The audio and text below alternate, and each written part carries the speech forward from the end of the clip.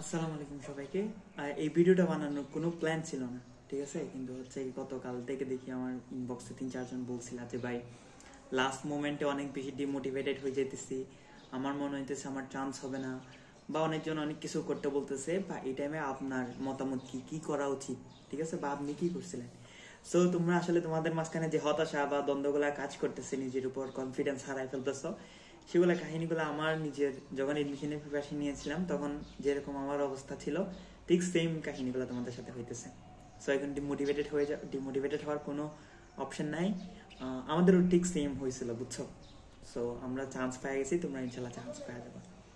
এবার বলি যে হচ্ছে তোমার কি করা উচিত এই টাইমে, ঠিক আছে। প্রথমত আমি ধরে ধরে বলতেছি, প্রথমত এক্সট্রা ইনফো কি পড়বো ভাইয়া। এখন তোমরা বিভিন্ন কোচিং সেন্টারে ভর্তি হয়েছো, এক্সট্রা ইনফো বই পাঠাই দিছে, ঠিক আছে। এখন আমি তোমাকে যদি ওপিনিয়নটা এভাবে দিব, তুমি যদি খুব বেশি পড়াশোনা করে থাকো, ঠিক আছে, তাহলে আমি বলবো হচ্ছে তুমি এক্সট্রা ইনফোগুলো পড়ো। বাট তুমি যদি আমার মতো হয়ে থাকো, তো বেশি পড়াশোনা করি নেই, যেগুলো পড়ছি সেগুলো আমি মনে থাকতেছে না ভালো করে, এক্সট্রা ইনফো পড়লে আরো বেশি কনফিউশনে লাগতেছে, তখন আমি বলবো যে আল্লাহ আমি ছেড়ে দিতে পারো এক্সট্রা ইনফোগুলো, ঠিক আছে। গেল। এবার সুযোগ থাকলে পড়ে ফেলো, কোনো প্রবলেম নেই। বাট যদি অনেক বেশি কনফিউশনে পড়ে যেতেছো নিজের মাঝখানে, তবে তাহলে স্কিপ করো, ঠিক আছে। আচ্ছা, এবার আছে যে ভাই এখন আর কি করবো, এবার হচ্ছে জিকে ইংলিশ পড়বো, ঠিক আছে। তোমরা দেশ সম্প্রতি এবং আন্তর্জাতিক নিয়ে যে হারে মারামারি করতেছো, একটা জিনিস তোমরা এটাই ভুলে যেতেছো ভাইয়া, সেটা হচ্ছে তোমরা লিটারেলি বাংলাদেশের ভৌগোলিকটাকে বাদ দেওয়া দিতেছো, ঠিক আছে। বাংলাদেশের ভৌগোলিক যেটা থেকে বিশেষ প্রশ্ন হয়েছে, বাংলাদেশের বিশেষ প্রশ্ন হয়েছে, প্লাস হচ্ছে কি যে নদী, এগুলা থেকে প্রশ্ন হয়েছে, এগুলা থেকে ইভেন মুক্তিযুদ্ধ নিয়েও যখন আমাদের টাইমে যখন মুক্তিযুদ্ধ ছিল তখনও দেখতেছে হচ্ছে এগুলা থেকে প্রশ্ন আসছে, ঠিক আছে। এগুলো থেকে প্রশ্ন আসবে, ঠিক আছে। তো দেখবা হচ্ছে তোমার সম্প্রতি আন্তর্জাতিক মিলে সর্বোচ্চ 5টা প্রশ্ন এখান থেকে থাকলে আমার মনে হয় যে 5টা প্রশ্ন এখান থেকে দিতে পারে। তোমার ভৌগোলিক পার্ট গুলা থেকে, ভৌগোলিক বাংলাদেশের যেগুলা ভৌগোলিক দর্শনীয় স্থান, নদী নদী এগুলা মিলে 5টার মধ্যে দিতে পারে। সো তুমি যে 5টা ক্লিয়ার করার জন্য বড় একটা সিলেবাসের পিছনে দৌড়াইতেছো, ছোট সিলেবাস তুমি টোটালি স্কিপ করতেছো, ঠিক আছে। ভাইয়া মুক্তিযুদ্ধ কি পড়বো, মুক্তিযুদ্ধ পড়ে যায়, একদম স্কিপ মারা যেও না। মুক্তিযুদ্ধ পড়ার ক্ষেত্রে একদম এ টু জেড মুক্তিযুদ্ধ আগে যেরকম ডিটেলসে পড়তা এরকম না পড়া, জাস্ট কোয়েশ্চেন বেস পড়বা, মানে যেগুলো কোয়েশ্চেনে আসছে সেগুলো পড়বা, ঠিক আছে। এরপর হচ্ছে কি যে ভাইয়া আবার ইংলিশ কিভাবে পড়বো, ইংলিশ তো অনেক কিছু পড়া হয়নি। সো এক্ষেত্রে আসলে মানে ইংলিশ অত বেশি পড়ার টাইমও নাই তোমার কাছে। তো এবার তুমি একটা কাজ করতে পারো, যে ইংলিশের ক্ষেত্রে তুমি একটা মেমোরাইজিং পার্টগুলোকে তুমি জাস্ট কি করো, যেগুলা বিভিন্ন যে ভার্সিটি ভর্তি পরীক্ষা এবং বিসিএস আসছে, চাকরি পরীক্ষা হলে আপাতত বাদ দাও, ভর্তি পরীক্ষা এবং হচ্ছে কি যে তোমার বিসিএস যদি সুযোগ থাকে তো অবশ্যই তো মানে চাকরির পরীক্ষা গুলো মুখস্থ করে নিবা, ঠিক আছে। এগুলা করলে আই থিঙ্ক হয়ে যাবে। এবং গ্রামার পার্টটা আছে, গ্রামার পার্টটা আসলে তুমি একটু ট্রাই করো শেষ করার জন্য, বুঝে ট্রাই করো শেষ করার জন্য। আর এটা আমি মানে এটা বলা উচিত না যে অনেক সময় অনেক কিছু মানে মনে হবে যে কি এটা আসলে কোনো লজিক মিলতেছে না, ঠিক আছে। তো আমি বলবো এটা ডিরেক্ট মুখস্থ করে যায়, ঠিক আছে। অত বেশি মানে একদম রুলস না বুঝলেও মুখস্থ করে যাইলেও হুবহু আসলে উঠাই দিতে পারবা, ঠিক আছে। অথবা একটু চেঞ্জ করে দিলেও অটোমেটিকলি তখন নিজের মতো করে অ্যাডজাস্ট করে নিতে পারবা। গেল ইংলিশ এমন যে কিনি। এবার আরেকটা জিনিস আছে যে ভাই মানে লাস্ট মোমেন্টে এখন তোমাদের মাঝখানে হতাশা কাজ করতেছে বা কি মানে ছটফট কাজ করতেছে, এটার জন্য কি করবা। এটার জন্য আসলে তোমাদের করা উচিত সেটা হচ্ছে কি যে প্রচুর পরিমাণ নামাজ পড়া উচিত। এবং আমি নিজে বলি, আমি যখন ডিপ্রেশন চলে আসতেছে তখন আমি আসলে পড়াশোনা বাদ দিয়েছিলাম, যদিও তোমাদের বলা ঠিক না এখন পড়াশোনা বাদ দেওয়া উচিত না। পড়াশোনা বাদ দিই তখন আমি ভাবতেছি হচ্ছে মেডিকেলে না টিকলে কি হয়, কি হবে। আর আমি তো ভাবতাম হচ্ছে আমি নিজে মানে প্রতিটা প্রফেশনের জন্য নিজেকে ফিট করে বানাইছি, এমন না যে মেডিকেল স্টুডেন্টের কি হয় যে ম্যাথ পারে না। আমি ভাবতাম আরে আমি তো ম্যাথ পারি, আমি তো ম্যাথও পারি, ফিজিক্সও পারি, সমান তাহলে সবকিছু সমস্যা নেই। ইঞ্জিনিয়ারিং হলো অন্য, সরি মেডিকেল হলো অন্য কোনো সাবজেক্টে চলে গেলাম, বা এদিকেও হলো না, সমস্যা তো নেই।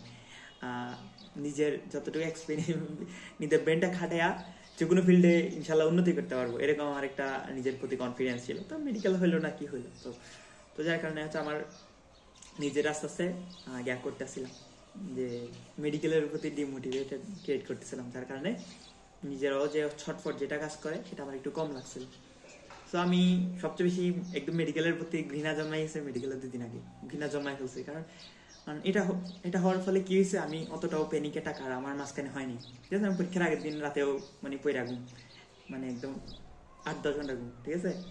সো এরকম তোমরা করা ট্রাই করো, ঠিক আছে। মানে নিজে একটু ঘুমানো ট্রাই করো, এই টাইমের মধ্যে ঘুমানোটা অনেক বেশি গুরুত্বপূর্ণ। অনেকে বলবে যে 12-14 ঘন্টা করে পড়ো, কোনো দরকার নেই ভাই 12-14 ঘন্টা করে পড়ার। বাট এটা মেনশিওর করো যে হচ্ছে তুমি 8 থেকে 10 ঘন্টা করে ঘুমাইতেছি কিনা। 8 ঘন্টা করে পড়ো, রিভিশন দিবা। এবার হচ্ছে ভাই রিভিশন কীভাবে দিব, অনুশীলনী এমসিকিউগুলো পড়ো। টাইমলাইন পড়া শুরু তাহলে পড়ো, না পড়লে তো না থাকলে নাই। অনুশীলনী এমসিকিউগুলো সলভ করে দাও। অনুশীলনী কোনগুলো সলভ করবো, হাজারি তপন মাস্ট, যে হাজারি তপন মাস্ট ফিজিক্সের ক্ষেত্রে, ফিজিক্স কেমিস্ট্রির ক্ষেত্রে, আর কবির আর ওদিকে গিয়ে আছে এই যে ফিজিক্সের ক্ষেত্রে তপন মাস্ট। সুযোগ পারলে গুহ স্যারেরটা করো। আর হচ্ছে কি যে জ্ঞান ক্ষেত্রে, যে বায়োলজির ক্ষেত্রে 4টা অনুশীলনী সলভ করা লাগবে। এটা হচ্ছে ইসহাক স্যার, সরি বায়োলজির ক্ষেত্রে তো ইসহাক স্যার নাই, মানে ওই যে আজমল স্যার, আবুল হোসেন স্যার, এবং হচ্ছে মাজেদা ম্যাম, হালিম স্যার, আরটা হচ্ছে কি যে আজিদুর স্যার। এই 5টা সলভ করা লাগবে, ঠিক আছে। আবুল হোসেন স্যারের তুমি যে 4টা বললাম, আবুল হোসেন স্যারের তুমি ওই যে যেটা কি বলে প্রাণী বিজ্ঞান, এটা সলভ না করলেও চলবে, বাট 4টা সলভ করা লাগবে, ঠিক আছে। এগুলো সলভ করো এটার মধ্যে একটু ট্রাই করা হচ্ছে কি যে তোমার মানে ঘুরে আসা ট্রাই করো, যদিও ঠিক না, বাট হচ্ছে কি তুমি একটু হাঁটা চলা বেশি করবা, ঠিক আছে। মানে একদম আগে যেরকম একদম নিজেরা 3-4 মাস একদম বন্ধ করে রাখছিলাম, এরকম একটু আস্তে আস্তে গিয়ে করো, তাহলে দেখবে তোমার মাইন্ডটা ফ্রেশ হবে। একটু হেঁটে হাঁটা আসা ট্রাই করবা। এটা করা উচিত ছিল যে আসলে তোমাদের এডমিশন টাইমে যদি কেউ যদি এমন নোট করে রাখো যে ধরো এমসি করতেছো, যে এটা বুঝতেছো না বা এটা মুখস্থ করে ফেলা উচিত, এটা খাতা লিখে রাখছো, এটা এই টাইমে পড়া উচিত, ঠিক আছে। এইভাবে করে করে আসলে আগাও। এখনো তো বেশি প্রেশার নেওয়ার কোনো দরকার নাই ভাই। মানে মেডিকেল পরীক্ষা এতে কিছু টেনশন করার দরকার নেই, ঠিক আছে। মেডিকেল না হলে তোমার অন্য জায়গায় হয়ে যাবো, ঠিক আছে। এমন অনেক জায়গা আছে যেখানে তুমি যা উন্নতি করতে পারবা। মেডিকেলে অত বেশি আমি নিজের পার্সোনাল ওপিনিয়ন বলি, মেডিকেল অনেকে বলে মেডিকেল ইজ মানে আবেগের জায়গা। হ্যাঁ, মেডিকেলে যায় হচ্ছে কি যে অনেক কিছু করবা, লাইফ সেটেল, সব মানে ভুয়া কথা, ঠিক আছে। মেডিকেলের প্রতি একটা হাইপ কাজ করে, প্লাস অনেকের আবেগ কাজ করে, এই দুইটা। কিন্তু মনে করো যে হাইপ এবং আবেগকে হচ্ছে হার মানে বাস্তবতা, ঠিক আছে। সো মেডিকেল বাস্তবতায় যখন পড়বা, নিজের প্রেশার করবো, তখন আফসোস করবো যে আমাদের মধ্যে কেন মেডিকেল আসলাম। তো যাই হোক, সবার জন্য শুভকামনা, ভালো করে পড়াশোনা করো। কোনো প্রবলেম থাকলে অবশ্যই কমেন্টে জানাইও, আমি ইনশাল্লাহ আনসার দেওয়ার ট্রাই করবো, ঠিক আছে। আচ্ছা, একটা কথা বলতে ভুলে গেছি, সেটা হচ্ছে কি তোমাদের যে এক্সাম হলের স্ট্র্যাটেজি বা হচ্ছে আমি কি ফলো করছিলাম, সেগুলো নিয়ে আমি আলাদা একটা ভিডিও বানাবো, ঠিক আছে। এটা দিয়ে দেবো।